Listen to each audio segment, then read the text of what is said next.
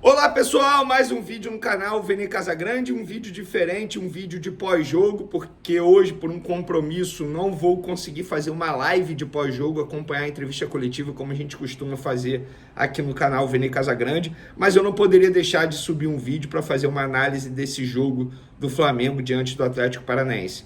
Empate em 1-1, com o Flamengo tomando gol aos 46 do segundo tempo, e fazendo gol no último minuto de jogo, nos acréscimos, 53 minutos, se não me engano. Empate heróico diante das circunstâncias, diante do cenário que o Flamengo enfrentou lá na Arena da Baixada. Com muitos problemas, e não só desfalques, problemas também durante o jogo, problemas físicos. Por exemplo, vou dar um spoiler, Léo Ortiz, que estava jogando muita bola, na minha opinião, melhor em campo, com a camisa do Flamengo, precisou ser substituído porque sentiu um problema muscular.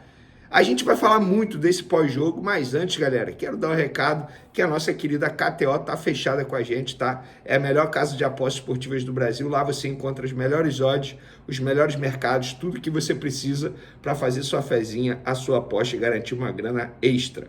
Antes do pós-jogo do Flamengo, eu me sinto na obrigação de falar sobre esse assunto, porque no vídeo de ontem eu mencionei, né, Dudu deixando o Palmeiras e indo para o Cruzeiro, depois do Cruzeiro anunciar.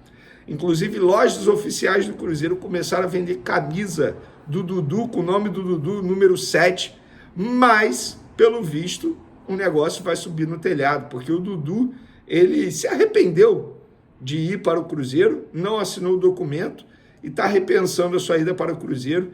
E, segundo o noticiário, segundo eu apurei também, ele vai conversar com a diretoria do Palmeiras, com o elenco do Palmeiras, para poder ficar no Palmeiras, ou seja, se arrependeu após a repercussão extremamente negativa. O que aconteceu? O Cruzeiro tinha o ok do jogador, tudo certo, o Cruzeiro tinha o ok do Palmeiras, tudo certo, se antecipou, anunciou, só que eles não imaginavam que a repercussão fosse ser o que foi. A verdade é essa, ninguém imaginava. Conversei com o André Cury, empresário do Dudu, olha, não teve jeito. A bomba explodiu e agora a gente está tentando reverter essa situação. Existe chance do Dudu ainda ir para o Cruzeiro? Existe. Existe chance do Dudu ainda ficar no Palmeiras? Existe, porque não tem nada assinado. Fato é que o Cruzeiro anunciou o jogador e, pelo visto, o anúncio pode não servir de nada e ficar marcado na história como algo que não aconteceu. Ainda sobre o Palmeiras, no meio dessa apuração toda, apurei que o Maurício, um jogador que já foi muito oferecido ao Flamengo, Maurício do Internacional, meio atacante, está indo para o Palmeiras. O Palmeiras vai pagar 10 milhões e meio de euros, cerca de 60 milhões de reais, por 80% dos direitos econômicos do Maurício, que se apresenta essa semana ao Palmeiras para assinar um contrato de 5 anos. Sabe qual é o grande detalhe? O Cruzeiro tinha percentual do Maurício, era 50% Internacional e o restante dividido entre o Desportivo Brasil e o Cruzeiro. E aí o Palmeiras negociou com o Cruzeiro a compra de parte desses direitos econômicos. E o empresário do Maurício é o mesmo do Dudu. Ah, o futebol, que confusão é esse futebol. Vamos falar agora do pós-jogo do Mengão. Que pós-jogo, você, torcedor rubro-negro, você tem que se sentir orgulhoso pelo que o Flamengo apresentou hoje lá na Arena da Baixada. Palmas novamente para os jogadores que foram raçudos demais, guerreiros demais. Um empate heróico, é assim que precisamos definir o resultado do Flamengo contra o Furacão, fora de casa na Arena da Baixada, em grama sintética. O Flamengo estava com 9 desfalques. Durante o jogo, Léo Ortiz, melhor em campo, precisou ser substituído com dores musculares. Bruno Henrique, que fez novamente um primeiro tempo terrível, foi substituído no intervalo, segundo o Flamengo, porque estava sentindo mal-estar. Eu até estranhei que no primeiro tempo, antes dele bater um lateral, ele estava botando muita mão na barriga. Pelo visto, o nosso guerreiro Bruno Henrique estava com dores na barriga e foi substituído no intervalo, mas isso não muda o fato da péssima exibição que o Bruno Henrique teve. O Bruno Henrique não vive um bom momento com a camisa do Flamengo. Luiz Araújo, por exemplo, herói no último jogo, nesse jogo que ele foi titular, fez uma partida irregular, não foi bem. Gabigol entrou no segundo tempo, correu, disposição, tentou ajudar, mas nada conseguiu fazer. E aí, pessoal, aos 46 minutos do segundo tempo, Eis que Daronco, que novamente com uma arbitragem ridícula, inclusive teve um gol do Gabigol anulado, que eu confesso que eu não fiquei convencido pelo frame apresentado, não. Ainda mais vindo da arbitragem que tem Daronco no comando dela. Não fiquei convencido pelo frame. Eu preciso analisar outros frames. Para quem não sabe, frame é a imagem paralisada na hora da análise do lance. Eu não fiquei convencido.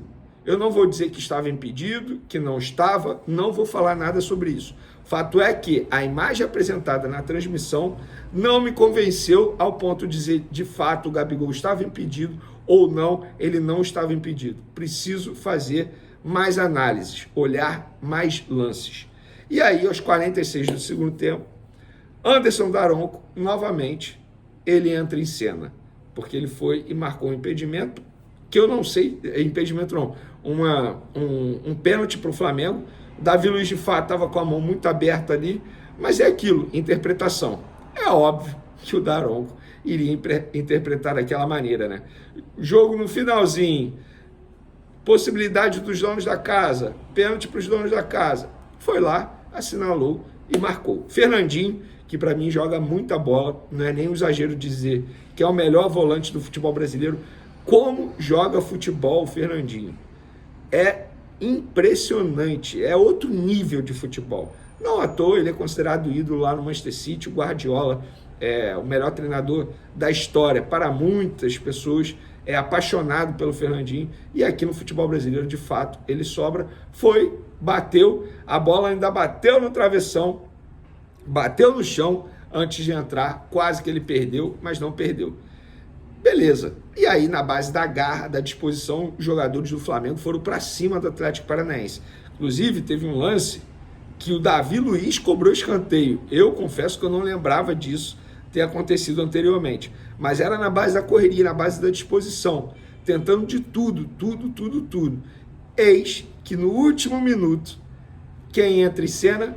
Everton Araújo, que entrou no lugar do Léo Ortiz, que era o melhor em campo. Olha como é o futebol, cara. Olha como é o futebol. E Everton Araújo, cria das categorias de base do Flamengo, na verdade cria das categorias de base do Volta Redonda, mas o Flamengo mapeou, pegou por empréstimo, com opção de compra, depois exerceu a opção de compra, e hoje o Everton Araújo é jogador do Flamengo e vem sendo muito utilizado pelo técnico Tite, está sempre na lista de relacionados, eventualmente quebra um galho na lateral direita, é volante de ofício, e hoje o garoto predestinado, iluminado, foi lá de cabeça após uma cobrança de escanteio do Luiz Araújo e botou a bola na rede. Sendo que no lance anterior o Pedro quase fez um gol de cabeça, mas o goleiro do Atlético, o Léo, cara, fez uma defesa de cinema, uma defesa absurda.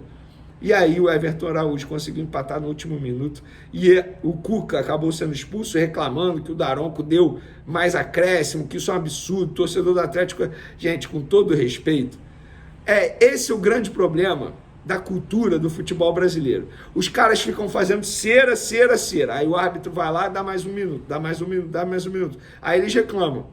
Tá certo o árbitro. Os jogadores do futebol brasileiro precisam parar com esse negócio de ficar fazendo cera para amarrar o jogo e terminar o jogo. Bem feitos para eles. E aí o Flamengo consegue um empate heróico, empate com muito gosto de vitória. A verdade é essa, diante de todo esse cenário que eu acabei de explicar para vocês. E nesse momento, o Flamengo está na liderança com 18 pontos. O Atlético Paranaense, se vencesse, iria para a liderança, está com 17. O Bahia, que joga daqui a pouco, 6h30, contra o Criciúma, fora de casa, tem 17. O Botafogo tem 16. Se vencer o Grêmio daqui a pouco, 6h30 da noite, passa o Flamengo. Então, agora, torcedor rubro-negro, é secar o Botafogo, torcer para o Botafogo não vencer o Grêmio, para o Flamengo continuar na liderança, mesmo com muitas dificuldades. A segunda batalha, durante essa guerra, que será o período da Copa América, o Flamengo venceu. Embora o resultado final não tenha sido uma vitória, mas o espírito foi de vencedor. E se a gente for olhar todo o contexto, todo o cenário, é de vitória sim. Então, parabéns aos jogadores do Flamengo pela postura hoje contra o Atlético Paranaense. Resultado de campeão, prestem atenção, resultado de campeão, postura de time que quer ser campeão brasileiro.